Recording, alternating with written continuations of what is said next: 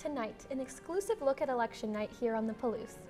And an Idaho legislator makes some intense comments towards her opponent. And we'll tell you what the WSU Extension Office does for Pullman residents. Murrow News 8 starts now.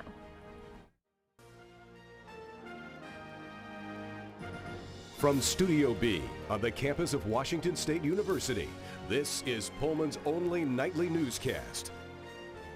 This is Murrow News 8.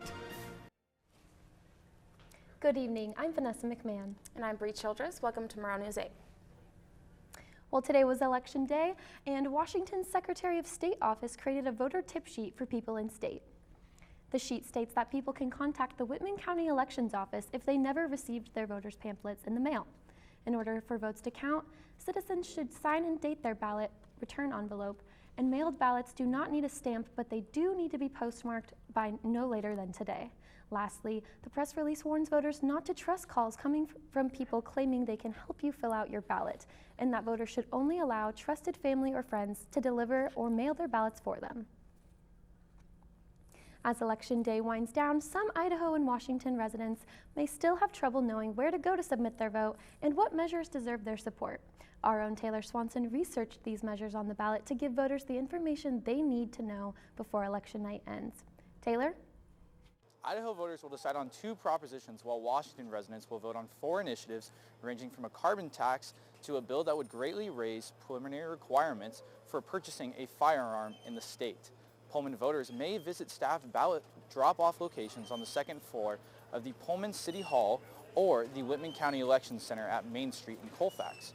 Voters may also use unstaffed drive-through ballot boxes at Southeast Paradise Street in Pullman, the Compton Union Building on the Washington State campus, and behind the Whitman County Election Center on Main Street in Colfax. Latah County voters in Moscow can vote at the Latah County Fairgrounds. Voters can find other Latah County polling stations at www.latah.id.us/auditor/elections. Voters can use stations in both states from 8 a.m. to 8 p.m. tonight. Outside the Compton Union Building, I'm Taylor Swanson, Murrow News 8. Still indecisive on what initiatives and candidates to vote for? Well, Zach Anders brings you information on some of the key initiatives and races to look out for in this election. 4 initiatives are on the ballot in Washington, and 1 has raised eye-popping numbers. Initiative 1631 would establish a carbon emissions tax to fund environmental programs. $46 million has been spent on both sides, according to public filing documents. Initiative 1639 has raised far less at over $6 million. If passed, it would raise the age to buy a firearm to 21 years old and set other restrictions on gun ownership. Closer to home, a local race has gained national attention. 13-year incumbent Kathy McMorris Rogers in the 5th Congressional District received President Trump's endorsement last week. She is facing her greatest challenge in former State Representative Lisa Brown. Cornell Clayton, director of the Foley Institute of Public Policy at WSU, believes the interest in this race is driving early voter turnout. In this district in particular, the 5th Congressional District in Spokane, the voter turnout rates are sky high at this point in the election. And in Pullman, a team of students is working hard to unseat long-serving Republican Joe Schmick with 24-year-old Democrat Matthew Sutherland. It'd be kind of hard because it has been such a historically red district. Just seeing as students the impact that we've been able to make, and hopefully the election shows it. Volunteers here in the Sutherland campaign have knocked on over 20,000 doors. They've made close to 25,000 calls, and they're approaching 10,000 text messages sent to voters out here in the district. If Sutherland wins, he would be the first Democrat to hold the seat since the early 1900s. Zach Anders, Murrow News 8. Whitman County's history of recording voter registration errors came back to life this year. Our own Jennifer Forsman investigated how these problems occur and what you need to do if this happens to you. Over 2,000 students registered to vote this fall in the 5th Congressional District through the Cougs Vote Initiative. Those clubs and ASWSU ourselves collected a lot, helped students get registered, and then we turned all those forms in as ASWSU. However, many of those students still can't vote because either forms were filled out incorrectly or the Secretary of State's office can't verify their identities. So they were all turned in on time. I know it was more students registered than ever before, so that was a lot of work for election officials. Whitman County has struggled in the past with registering voters for elections. One of the causes for this problem comes when students who sign up without a driver's license number fail to provide additional documentation before their ballot can be counted. Go through them one at a time, and we check their signatures, and we look at their driver's license, make sure, you know, if it's not matching, that maybe it was a typo. ASWSU worked with several organizations on campus and political groups around the area to encourage students to vote for local candidates instead of politicians in their hometown. Many of those students will not get a ballot this week. Instead, students who registered for the first time will likely receive nothing, and students that re-registered in the 5th Congressional District will have a ballot sent to their home address for the district they previously lived in. If they didn't get their ballot, the correct thing to do is to call the elections department. For the congressional race between incumbent Kathy McMorris Rogers and Lisa Brown, those votes matter. With the most expensive campaigns to date for the 5th District, both candidates remain virtually tied going into Tuesday. These 2,000 votes could be the difference between who wins the U.S. representative seat. Reporting on campus, I'm Jennifer Forsman, Murrow, News 8. In order to make voting easier for students on campus today, Coug Bikes allowed all WSU students to check out bikes for free today in hopes that students without cars would check out a bike to go to the polls. Students can activate their free rides by logging into a Coug Bike app and entering the special election day code VOTE18. Well, I think that's super cool that they did that. I think so too. Have you ever ridden a Coug Bike? I haven't, actually. I haven't ridden a bike in a long time. Me either.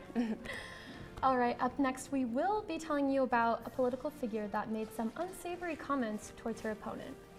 And we tell you about an extension allowing WSU students to eat healthier when Murrow News 8 comes back.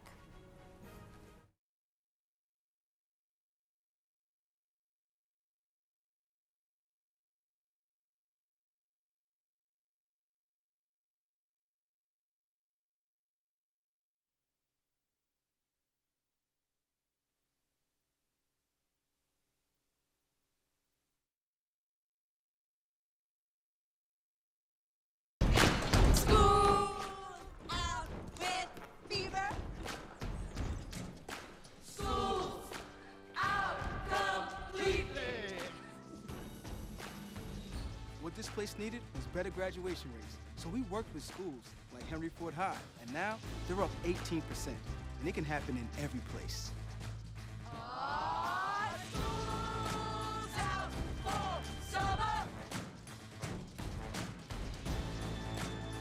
To help us do more good this year, go to unitedway.org, because great things happen when we live united. Days before the election, North Idaho legislative candidate Laureen Sorensen made Nazi references about her opponent, Republican Caroline Nelson Troy. The Democratic nominee in 5th Legislative House District made the comments during a community forum in Moscow on Thursday. The Idaho Republican Party posted a video clip of Sorensen's remark on YouTube, labeling her as unhinged. Speaking of extremists, posters from white supremacist groups popped up around Moscow and the University of Idaho campus last week. Posters reading, "It's okay to be white," appear similar to a movement white supremacist groups embraced last year around the country and even on the WSU campus as well. U of I Chuck Staben released a statement on Thursday expressing his disappointment regarding these statements, but also ensured that U of I does support free speech and that university personnel will not be taking the posters down. WSU Communication Director Phil Weiler stated that he believes these messages intend to harass and intimidate people. And on a brighter note, and taking a quick step away from politics, WSU Extension offices partnered local farmers with small retailers to help families eat more nutritious meals through a food box program. Rural residents have the option to order weekly boxes of freshly harvested produce delivered by local farms in partnership with small retailers like convenience stores. They hope to increase the availability of local fresh fruits and vegetables in areas that do not have a full supermarket. The final grant this year for this project just ended, and extension officers will conduct surveys to collect feedback. Well, I love seeing our university give back to the community like that. Yeah, I think that's awesome. When we get back, Mackenzie Foster gives us the weekend forecast when Murrow News 8 continues. So good to see you guys. Lisa, what's up? Oh, we finally bought a place. Holy cow. You seriously have enough saved to do that? We've been putting a little aside each month. Jeez, at the end of the month, we have nothing left to save. Yeah, I have no idea where it goes. Well, you're spending a lot on... Is it good? Oh, God. Oh, how is my account overdrawn? When it comes to financial stability, don't get left behind. Get tools and tips for saving at feedthepig.org.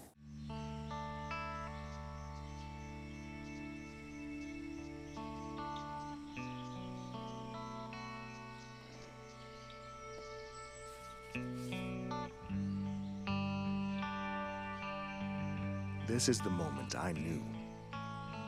His future had no boundaries. There are some moments only the forest can inspire. Find yours at discovertheforest.org. Well, I know I was pretty scared last night with the thunderstorm and lightning lit up my whole bedroom. I hope it doesn't stick around. I was hiding in my car at the grocery store after I saw the lightning. Oh, no. So let's ask our weather anchor, Mackenzie Foster, for an update. Mackenzie? Well, Bria, I have some good news for you because I do not think we're going to see any more thunder or lightning this week. But what we can expect is some rain showers and a drop in temperature. Today we had pretty average temperatures in the mid-40s. I'm glad I brought my coat this morning though because I'm definitely going to want it on the way home. On the east side of the state, all the temperatures were pretty much the same in the mid-40s, but as we entered the middle of the state, I see why Yakima is called the Palm Springs of Washington because they're all the way up in the 60s. Tomorrow, we have pretty similar temperatures as we do today in the mid-40s, but in the morning, we may expect some light showers and even some snow. As we look at the 5-day forecast, I know I've been wearing my puffy coat for a while now, and I'm thinking everyone's gonna wanna join me because temperatures are gonna get all the way down into the low 20s. That's all I have for you today, and back. When we come back, we are going to celebrate one of the most common game day snacks. When Murrow News 8 returns.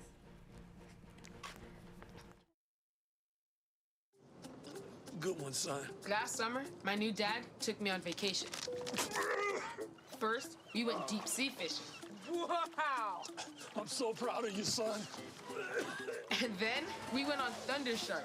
That was awesome! Let's go again. 3 times. I gotta say, it was pretty cool. You don't have to be perfect to be a perfect parent. Thousands of kids in foster care will take you just as you are. Oh, not again.